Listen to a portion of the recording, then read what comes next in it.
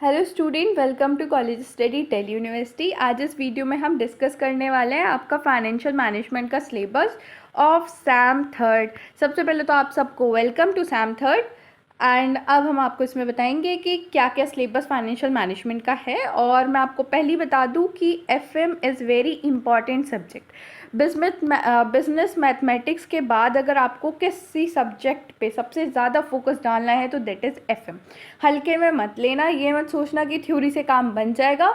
Of course इसमें theory आती है, मैं ये नहीं कहूँगी कि थ्योरी बिल्कुल नहीं आती, थ्योरी आती है, और लेकिन इसका जो प्रैक्टिकल पोर्शन है वो ज़्यादा होता है। और इसके साथ साथ इसका आपका कंप्यूटर पे भी प्रैक्टिकल होगा, तो आप वीडियो में कमेंट कर देना अगर आपको वो भी चाहिए, मैं आपको वो भी सिखा दूंगी। वो उसके लिए भी वीडियोस ले आएंगे ताकि आप अपने प्रैक्टिकल में भी बहुत अच्छा परफॉर्म करो। चलो अब देख लेते हैं। तो ये जो आपका कोर्स है वो 4 क्रेडिट का है। पहले तो इसमें 3 लेक्चर होंगे। इसका ट्यूटोरियल नहीं है लेकिन इसका प्रैक्टिकल है। इससे आपको क्या पता चलता है कि इसका आपका प्रैक्टिकल होगा, ठीक है। देन इसके कुछ लर्निंग ऑब्जेक्टिव्स दे रखे हैं, आप रोक के पढ़ लीजिएगा, मैं डायरेक्टली सिलेबस पे चलती हूँ। तो सबसे पहले यहाँ पे है आपकी यूनिट 1। यूनिट 1 3 आवर्स की है। जैसे आपका प्रिंसिपल ऑफ मार्केटिंग में जितनी भी यूनिट्स थी या पहले भी कुछ आपके सब्जेक्ट थे उनमें सारी यूनिट्स इक्वल मार्क्स की होती थी। फाइनेंशियल मैनेजमेंट में ऐसा नहीं है, सारी यूनिट्स इक्वल मार्क्स की नहीं है, ठीक है। अगर आपको इनके मार्क्स का वेटेज चाहिए तो वो भी मैं डिस्कस कर लूँगी, ठीक है। तो सबसे पहले है फाइनेंशियल मैनेजमेंट ओवरव्यू। आपको सबसे पहले यही समझना है इसमें कि फाइनेंशियल मैनेजमेंट क्या होता है, उसका ऑब्जेक्टिव स्कोप क्या क्या है, टाइम वैल्यू ऑफ मनी को समझना है, रिस्क एंड रिटर्न को समझना है। उसके बाद आपका यूनिट सेकंड आ जाता है कैपिटल बजटिंग डिसीजन। यहाँ पे आप कैपिटल बजटिंग प्रोसेस क्या होता है वो समझोगे।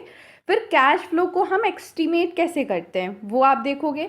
डिफरेंट टेक्निक्स आपको यहाँ पे पढ़नी है, जैसे कैपिटल बजटिंग की डिफरेंट टेक्निक्स, जैसे पे back method, discounted pay back method, और AR accounting rate of return, ARR, net present value, internal rate of return and profitability index. ये सारे के सारे मेथड्स इंपॉर्टेंट है, सारी की सारी टेक्निक से छोटा मोटा क्वेश्चन आता रहता है। देन यूनिट थर्ड आपकी आ जाती है cost of capital and financing decision, कि किस तरीके से हम डिसाइड करते हैं कि हम जो कैपिटल ले रहे हैं उसकी कितनी कॉस्ट हमें पड़ेगी, उसके बारे में हम यहाँ पढ़ेंगे। तो कॉस्ट ऑफ कैपिटल में हम एस्टिमेशन करते हैं कंपोनेंट कॉस्ट ऑफ कैपिटल का। देन डिफरेंट डिफरेंट मेथड्स इसके हैं, कॉस्ट ऑफ इक्विटी को कैलकुलेट करने का, कॉस्ट ऑफ रिटेन अर्निंग को कैलकुलेट करने का, कॉस्ट ऑफ डेट। अब देखो, अगर आप जो कैपिटल लेते हो किसी से, तो कैपिटल किस चीज़ में लेते हो, या तो आप इक्विटी इशू करके दोगे, इतना तो आपको पता ही चल गया होगा, या फिर आप डेट लेते हो, या फिर आपकी रिटेन अर्निंग होती है खुद की, या फिर आप प्रीफरेंस शेयर्स इशू करते हो। तो इन्हीं की कॉस्ट आपको कैलकुलेट करना सीखना है, cost of retained earning, debt, preference. फिर weighted average cost of capital, मतलब अगर आपने मान लो शेयर्स भी इशू कर लिए, प्रीफरेंस शेयर्स भी इशू किए हैं, इक्विटी शेयर्स भी इशू करे हैं, तो फिर कितनी कॉस्ट होगी वो कैलकुलेट करना, that is weighted average cost of capital. And incremental marginal cost of capital भी है। Then capital structure. Capital structure मतलब आप में आपका जो कैपिटल है, कैपिटल स्ट्रक्चर में ये पढ़ते हैं कि आपकी जो कैपिटल है उसमें कितना डेट होना चाहिए, कितना इक्विटी होना चाहिए, उसके रिगार्डिंग जो डिफरेंट डिफरेंट थ्योरीज हैं वो यहाँ पे हम डिस्कस करेंगे जब आपको पढ़ाएंगे, ठीक है। Then operating finance and the combined leverage, EBIT, EPS, analyse determinant of capital structure, ये सारी चीज़ें इसमें हैं। देन आ जाती है हमारी फोर्थ यूनिट, डिविडेंड डिसीजन। अब यहाँ पे हम थ्योरीज पढ़ेंगे, relevant and irrelevant of dividend for corporation valuation. मतलब अगर हम कॉर्पोरेशन की वैल्यूशन निकालने लगे तो क्या हमारा डिविडेंड उसमें रिलीवेंट है या नहीं है, वो सब हम उसमें देखेंगे। इसमें approach, Walter model, Gordon model, determinant of dividend policy, ये सारी चीज़ें डिस्कस करनी है। देन आ जाता है आपका यूनिट 5, वर्किंग कैपिटल डिसीजन। इसमें हम कॉन्सेप्ट ऑफ वर्किंग कैपिटल देखेंगे, operating and cash cycle, risk return trade offs, working capital को कैसे एस्टिमेट करते हैं, रिसीवेबल मैनेजमेंट, वो सब।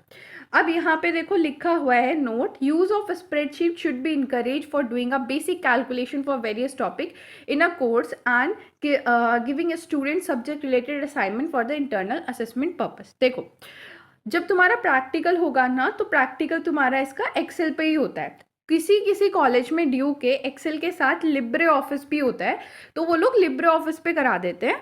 क्योंकि कुछ कंप्यूटर्स में एक्सेल नहीं होता। बट मेजॉरिटी जो कॉलेजेस होंगे आपके, आप लोग जो पढ़ रहे होंगे डिफरेंट डिफरेंट कॉलेजेस से, तो मेजॉरिटी कॉलेज जो है वो एक्सेल पे कराते हैं, ठीक है।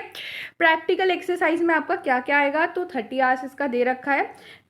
हमें रिस्क रिटर्न जो है वेरियस इन्वेस्टमेंट अल्टरनेटिव्स का, उन्हें कंप्यूट करना है एक्सेल स्प्रेडशीट को यूज़ करके। कैश फ्लो एस्टिमेट करना है, हाइपोथेटिकल स्टार्टअप्स का वो सब।